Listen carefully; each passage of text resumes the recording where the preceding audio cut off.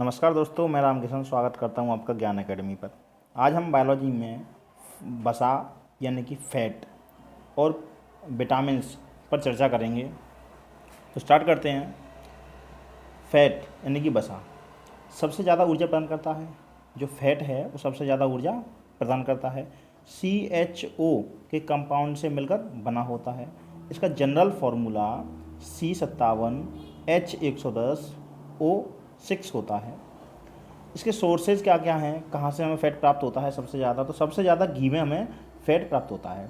घी हो गया, दूध है, बटर है, पनीर है, mutton, chicken, fish oil, vegetable oil, मूंगफली। मूंगफली से हमें फ़ैट और प्रोटीन दोनों ही प्राप्त होते हैं।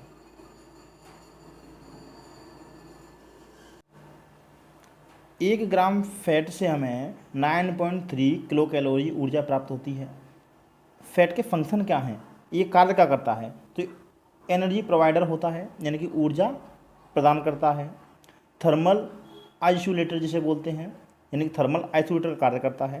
ताप रोधक का कार्य करता है।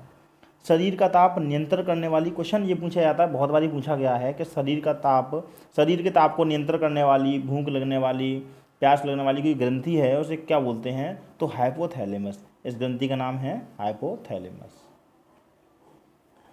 अब देखो वसा का बनना, वसा बनती कैसे है। यहाँ पर फैटी एसिड यानी कि वसीय अम्ल, ग्लिसरॉल, फैटी एसिड के 3 अणु और ग्लिसरॉल का 1 अणु मिलकर के वसा का 1 अणु बनाते हैं। जो फैट है हमारा, जो वसा है, वो 2 प्रकार की होती है। कितने प्रकार की? 2 प्रकार की होती है। एक होती है हमारी सैचुरेटेड फैट, जिसे संतृप्त वसा बोलते हैं, और एक होता है अनसैचुरेटेड फैट, जिसे असंतृप्त वसा बोलते हैं।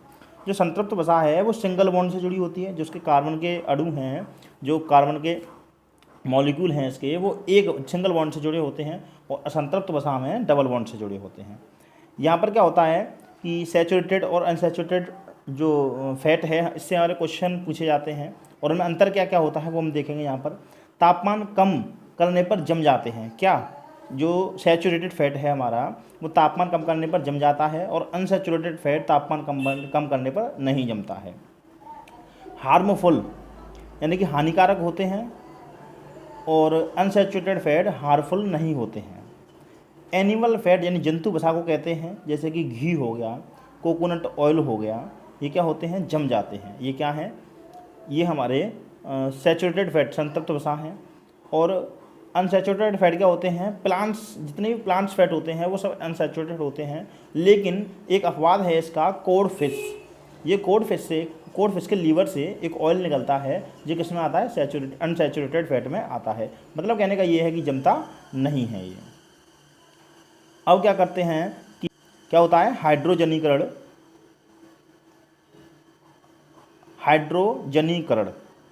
ये वेजिटेबल ऑयल को हाइड्रोजन गैस से पास करते हैं निकिल धातु की उपस्थिति में, और 150 डिग्री सेल्सियस से लेकर के 170 डिग्री सेल्सियस तक।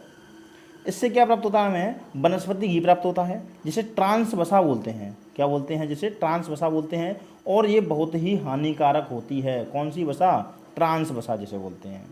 अब क्वेश्चन एक पूछा जाता है कि हाइड्रोजन की खोज किसने की थी? हाइड्रोजन की खोज कैवेंडिश ने की थी। ट्रांस वसा के बारे में पढ़ते हैं क्या होती है। तो ट्रांस वसा में खराब LDL कोलेस्ट्रॉल के स्तर को बढ़ाता है। शरीर में जो खराब LDL कोलेस्ट्रॉल होता है उसके स्तर को बढ़ाता है, और जो अच्छा HDL कोलेस्ट्रॉल होता है उसके स्तर को कम करता है, जो हृदय वाहिका के स्वास्थ्य को क्षति पहुंचाता है। कौन? ट्रांस वसा। ये बहुत ही हानिकारक होती है। ठीक, अब बात करते हैं हम विटामिन पर।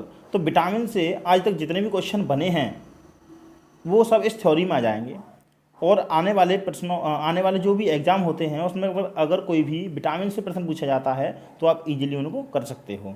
तो बात करते हैं विटामिन की।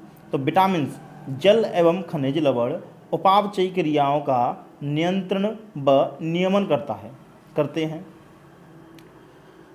खोजकर्ता कौन थे इसके? तो पोलैंड के वैज्ञानिक कैसिमिर फंक। जो नॉर्मली फंक आता है पेपर में, केवल फंक लिखा हुआ आता है, तो इसका पूरा नाम है कैसिमिर फंक। कैसिमिर फंक ने क्या किया था? इसका खोज की थी, और सर्वप्रथम विटामिन शब्द का प्रयोग किया था कब? 1911 से 1912 ईस्वी में। अब तक 20 प्रकार के विटामिन प्राप्त हो चुके हैं। विटामिन की दो प्रकार की श्रेणियाँ निम्न प्रकार दे रखी हैं। जैसे एक तो होता है हमारा जल में घुलनशील विटामिन और दूसरा होता है बसा में घुलनशील विटामिन। जल में घुलनशील विटामिन कौन कौन से होते हैं? विटामिन बी और सी, ये बॉडी में स्टोर नहीं रहते हैं। ये क्या होता है? ये बॉडी में स्टोर नहीं रहते हैं, ये जो हमारे यूरिन के थ्रू निकल जाते हैं। लेकिन जो बसा में घुलनशील विटामिन हैं जैसे ई, ए, डी, ई, के, ये लीवर में स्टोर हो जाते हैं। ये कहाँ पर स्टोर होते हैं? लीवर में स्टोर होते हैं। ठीक है, आगे है विटामिन को सहायक आहार कारक भी कहा जाता है। और ये किसने कहा था? सर्वप्रथम इस पर विचार किया था किसने? वैज्ञानिक फ्रेडरिक गोलैंड हॉपकिंस ने। और क्वेश्चन पेपर में जो आपके में आता है केवल कि FG हॉपकिंस लिखा हुआ आएगा या फिर केवल हॉपकिंस लिखा हुआ आएगा।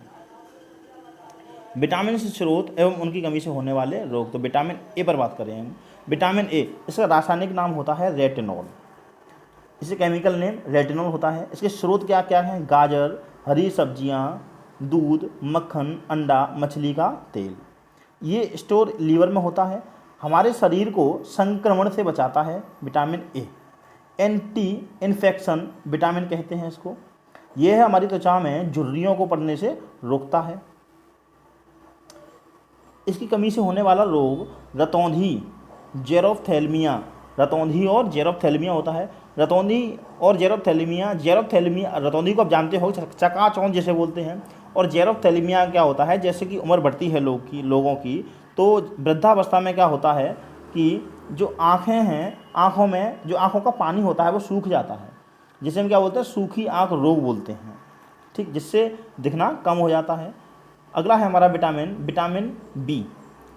जैसे विटामिन बी कॉम्प्लेक्स ही बोलते हैं। इसका रासायनिक नाम है थायमीन।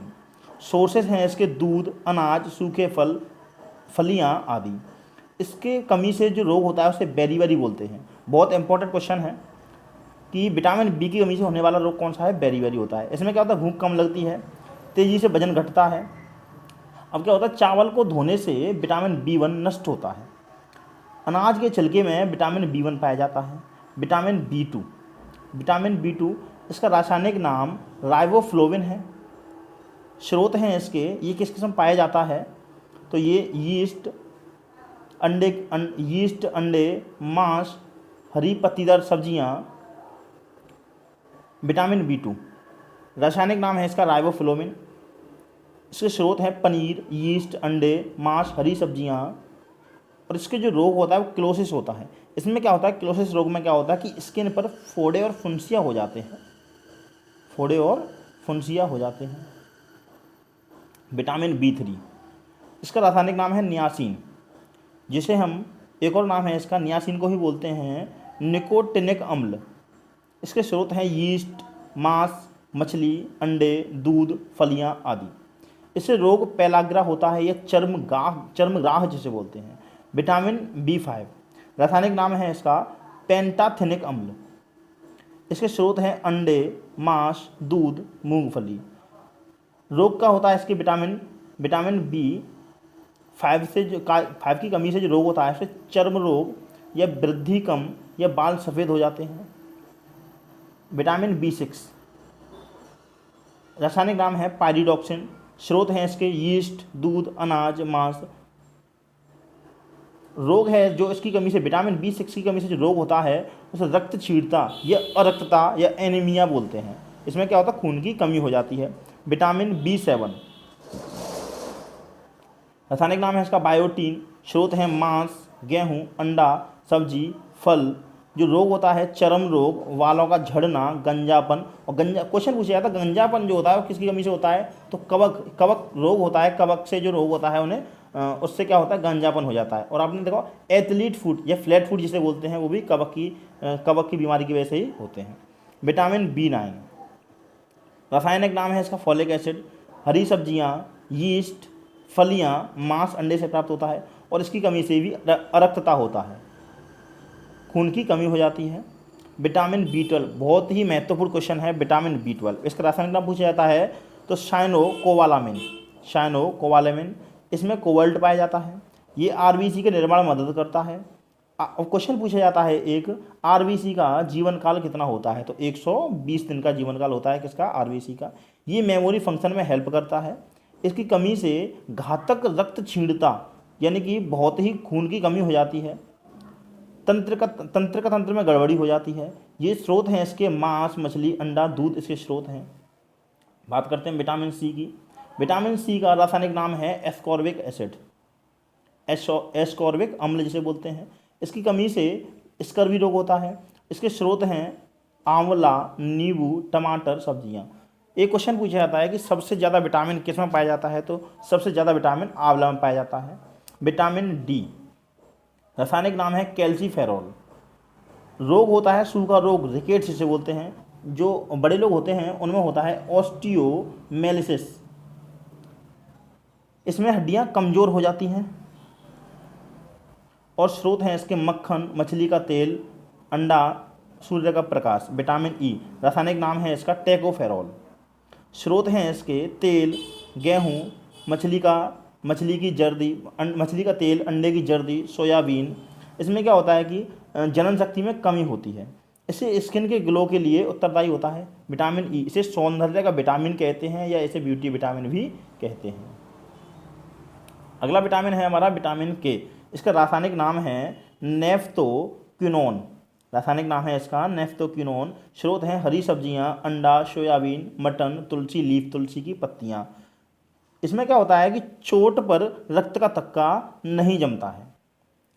कमी से हीमोफीलिया रोग हो जाता है। और हीमोफीलिया रोग कैसा रोग है? ये आनुवांशिक रोग है।